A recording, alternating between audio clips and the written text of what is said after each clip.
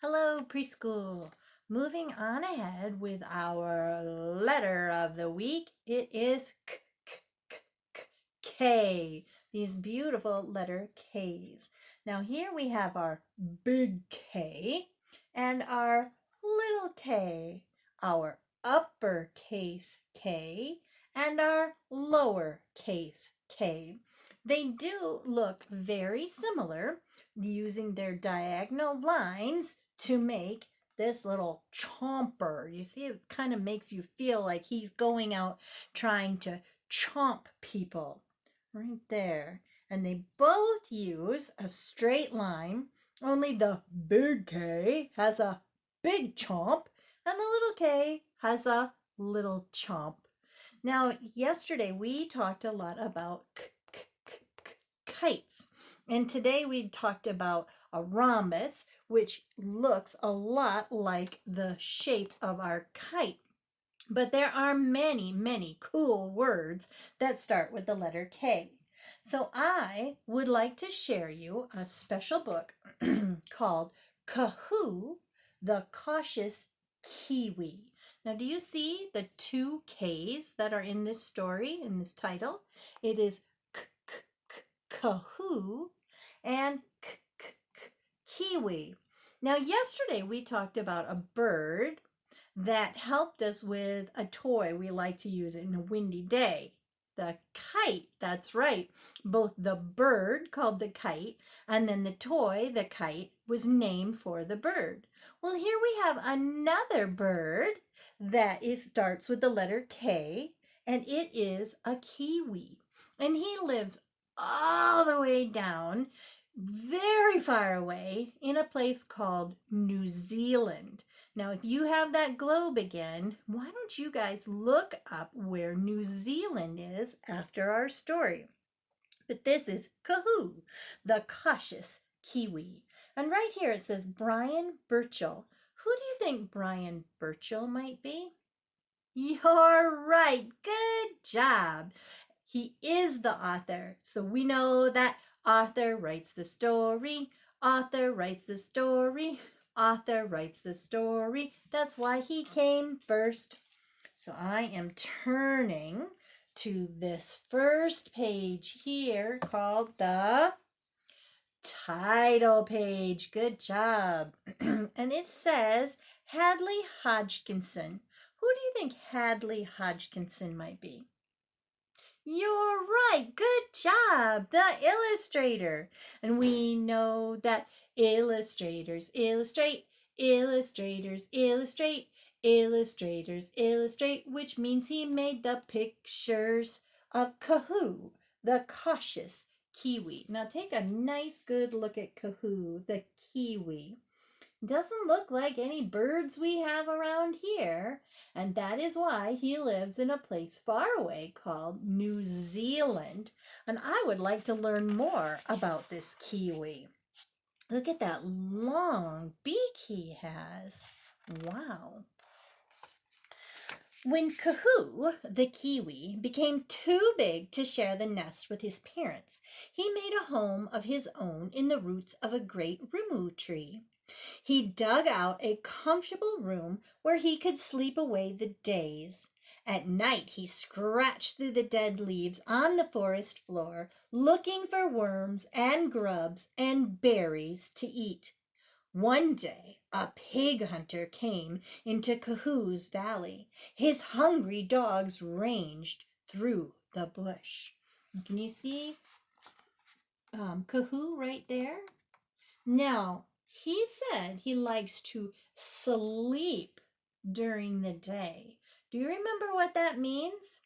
When he likes to sleep in the day and then he goes out to eat at night? Do you remember that big word? Ah, good remembering. Nocturnal. Can you say it with me? Nocturnal. So kiwis are nocturnal. Now, he's asleep during the day, and the pig hunter and his dogs are coming, so he's going to be very surprised. On that day, Kahoo woke suddenly. He could hear barking and snuffing, yapping dogs coming closer to his tree. Kahoo jumped back as a long black nose pushed in at him. It sniffed and snarled and disappeared. He heard yapping and barking outside and saw a pair of black paws digging away the soft dirt from his doorway. Kahoo didn't know about dogs, but he knew danger, and he knew it was time to go. Oh my goodness, poor Kahoo, what a way to wake up from your sleep. The snapping teeth pushed into the doorway again. Kahoo squeezed himself back, and some rotted wood gave way behind him, and he tumbled out through a hole in the tree. The black dog was barking inside the tree, but Kahoo had gone. One of the other dogs saw the running Kiwi and dashed after him. Then all the dogs were after him, yapping and barking and crashing through the fern. Oh my goodness, poor Kahoo! How frightening! Kahoo ran blindly from their noise. He burst out of the tall bush into the swamp. The sunlight hurt his eyes out in the open, but he kept running until he reached the river bank. The pig hunter called back his dogs, but the dogs raced on in full cry. They ran out into the swamp, barking and running around looking for the Kiwi. Kahoo lay very still in a clump of flax. The flooded river swirled below him. Shh, be quiet, Kahoo. Don't let him find you. How scary for him. The sun hurt his eyes. Why do you think the sun might hurt his eyes? That's right, because he's nocturnal, which means he sleeps during the day, so he doesn't usually see the sun. The white dog was the first to find Kahoo. He jumped into the flax, his lips wrinkled back, and his yellow teeth bared. Kahoo kicked hard at the dog's face. The dog yelped, and he turned his head away, but he couldn't stop himself. He hit Kahoo with his shoulder, and they both, splash, fell into the river. Oh my goodness! Well, remember, the river is flooded, so it must be going very fast. Kahoo kicked hard at the water. First his long beak, and then his head came out of the water. The dog had turned and was scrambling back up the muddy bank. The river swept Kahoo away from the barking dogs. He was kicking, sinking, and swimming all at once, when bump! A log hit his head, and he went under the muddy water again. And when he came up, his beak slid alongside a log, and he came to rest on a small branch. Oh my goodness. The dogs were barking along the bank as Kahoo and the log disappeared around the bend in the river. Kahoo felt a jolt as one end of the log touched the riverbank. The log swung around and came to rest on the mud. Kahoo's feet touched the bottom. He was tired and wet, but he made a last run for the shelter of the bush.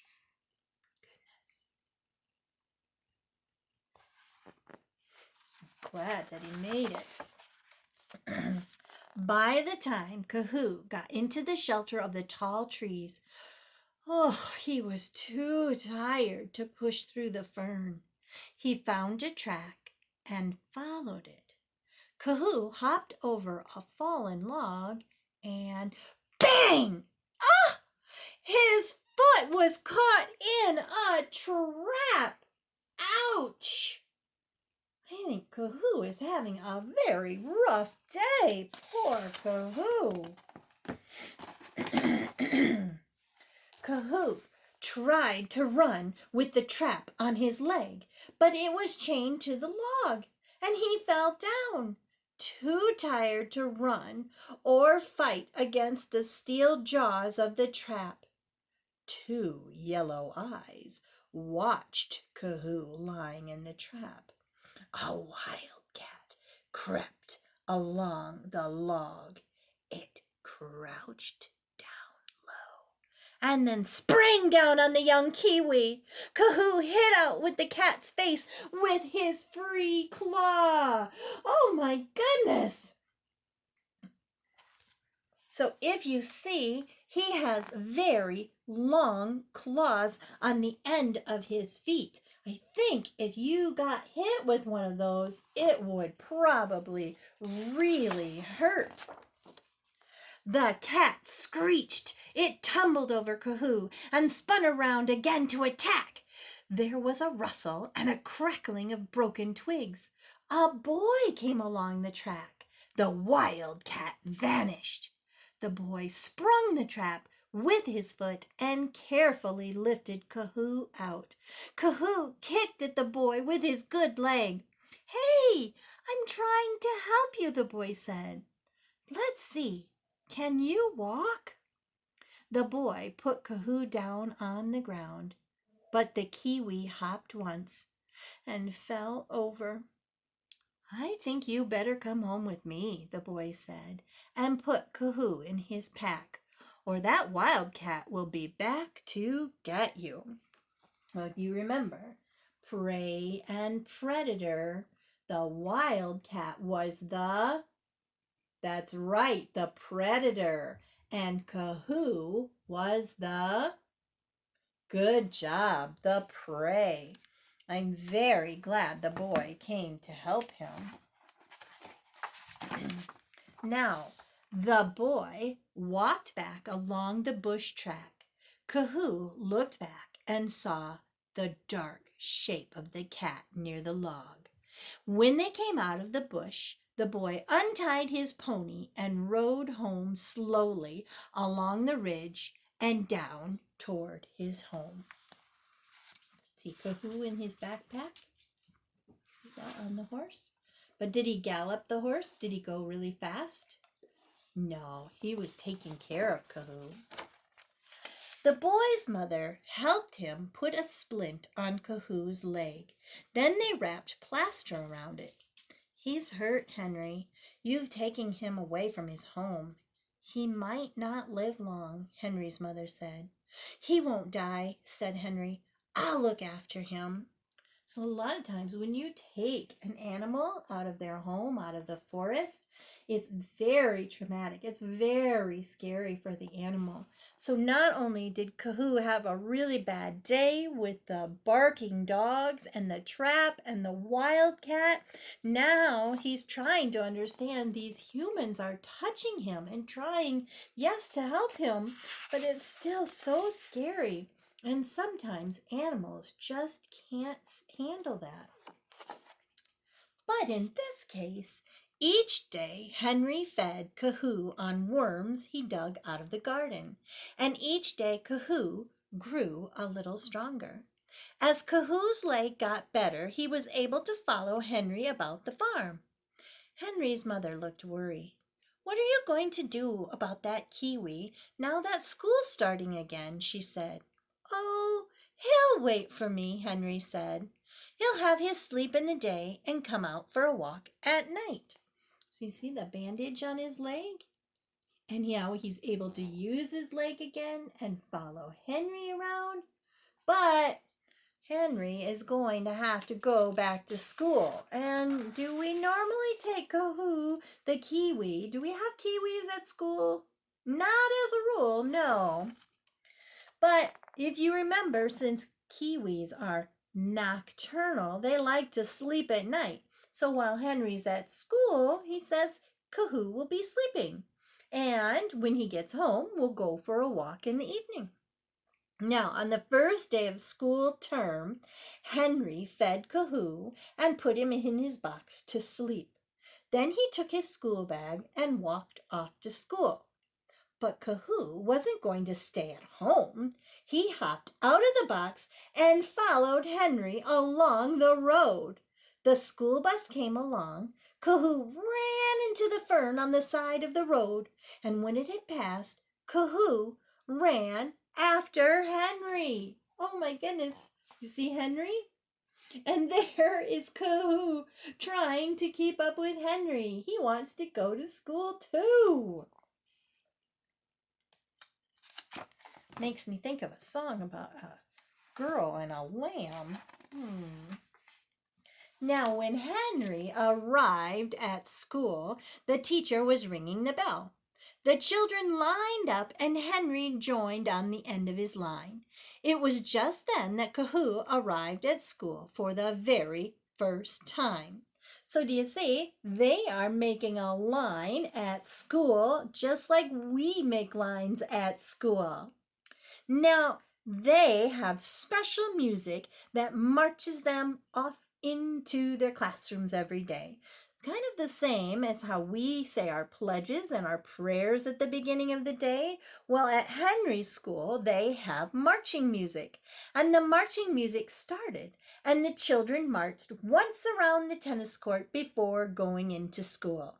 As Kahoo came up the steps on the playground, he saw Henry go past, so he marched right along behind him. The teacher was standing on the school steps. His eyes opened wide as he saw the Kiwi marching along on the end of the line. The children turned to see what he was staring at. Oh, look, Mr. Bacon, they all called out. It's a marching Kiwi. Could you imagine if we were coming back from recess and we were going by our scribble stones and marching along to go back inside, and we turned around to see a Kiwi marching in our line with us? Wouldn't that make you laugh? That would be so silly. Now Kahoo marched into the school behind Henry. Then Henry told them all how he had caught Kahoo in his possum trap, and how Kahoo had got better and he liked to follow him around. Kahoo soon got tired of schoolwork, and he went off to sleep in the bottom of the art cupboard. Kiwis are protected birds, Mr. Bacon told the children. We'll have to take him back to the bush. Do you see him? Can you find him somewhere sleeping? Remember, the story said in the bottom of the art cabinet. There he is. Good eyes. Good job. Well, he was pretty sleepy. Because he's nocturnal. He's supposed to be asleep right now. Now, Mr. Bacon, their teacher, was saying that kiwis are protected birds, which means you have to be very careful of them. You can't hunt them. They're not for eating. You have to protect them. You have to take care of them, which means you can't keep one as a pet. So Henry wasn't keeping him as a pet. He was nursing him back to health. But obviously, if Kahoo could march all the way to school, he's feeling much better. So just before school finished, Mr. Bacon said, "Shall we take Kahoo up into the school bush? He'll be happy there, and he'll soon find a good place to live." "Yes," said Henry, "but I'd better carry him. He's still asleep." So they all took Kahoo up to the bush. Henry put him in amongst some deep fern. That's one back's Last one back's a purple billy goat, Henry said, and they all ran back down to the school as fast as they could. Kahoo ran after them, but suddenly a big fat worm crawled over a leaf in front of him, and Kahoo stopped to eat it. He scratched among the leaves and found some berries, and then he found another worm, and Kahoo still felt so tired. So he looked around and found another hollow tree to sleep in, and he was back where he belonged. Did he belong as a pet, even in the school? No, he belonged out in the bush. And the bush in New Zealand is another word for like the forest, what we would think of here, or out in the woods. So sometimes on still nights, when Henry lies awake in his bed, he hears the faint sounds from the bush at the head of the valley. Kiwi, kiwi, kiwi. And he knows that Kahoo is back with his own kind, back in his own bush. And that is the story of Kahoo, the cautious kiwi from New Zealand. Very exciting. Wouldn't that be fun to go see a kiwi? And we know that Kahoo and kiwi both started with the letter K. That's right. Kahoo and kiwi. So I want to talk a little bit more about this letter K. Now up here we see another animal that we'll get to talk about. That is a koala. But we want to make this letter K. Now yesterday we practiced making diagonal lines, which we said are you're going to have to make 2 diagonal lines, right? And we see how we could use our wood pieces to create the letter K. So we get used to looking at how the letter K starts. And we always know we start our letters where? That's right. From the top, from the top, from the top, top, top, from the top, from the top, from the top, top, top, from the top, from the top, from the top, top, top. We start our letters from the top. And in this case, we would take one big line right here, okay? One big line down. So if we had our wood piece, we'd set him right there. And then one small line, stop, and the second one. So we see our number 1 to number 2 to number 3. Now, Mrs. Ryan, you have our wood pieces at school. We can't make the letter K because we don't have any wood pieces here at home. I wonder if you could find something that wouldn't make you think of our wood pieces. So I went looking around my house to see what I could find. And do you know what I found? I found this thing here. Do you know what it is? It's an eating knife. It's a butter knife, they call it sometimes. It's not a dangerous knife, so I think it's an okay one for you to use. Ask your moms or dads first, but it is an eating knife. It's been wanted that would be at the table. And look, he is almost the very same size as our wood piece would be. Do you see that? So then that made me think, I wonder if there's anything else that I could find that would help me make the chomping or the diagonals. So then I found, what is this guy? A spoon. And look, he fits right in there. And I have another spoon that fits right there. So if I can try to hold them all together, which is not the easiest thing to do, what did I make?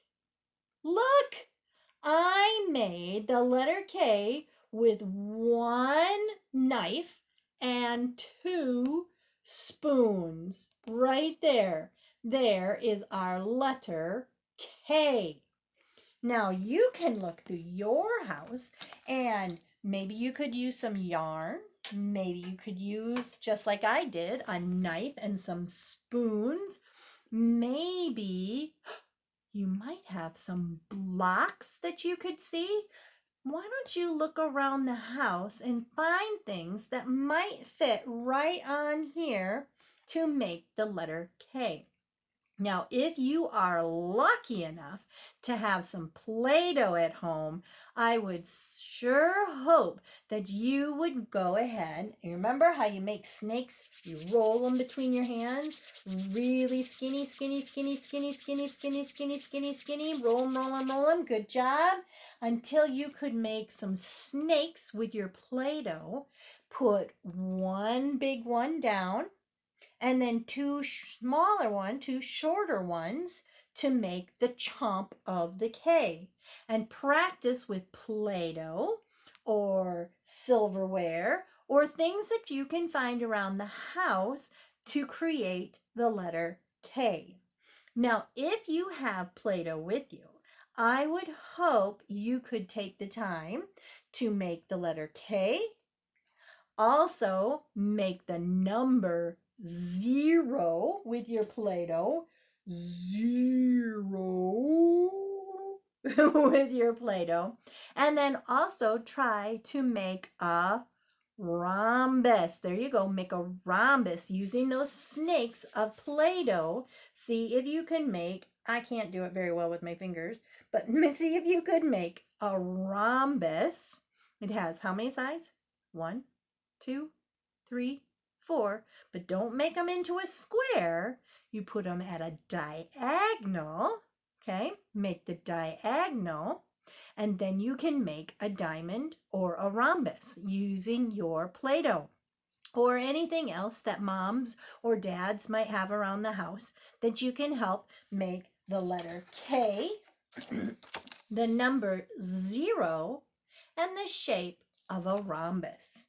And tomorrow when we come back, we're going to get serious about making our own letter K.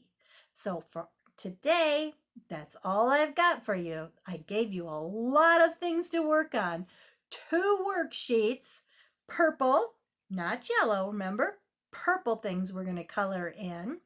We're going to practice making a rhombus, tracing the sides, and then also working on finding ways to make the letter K.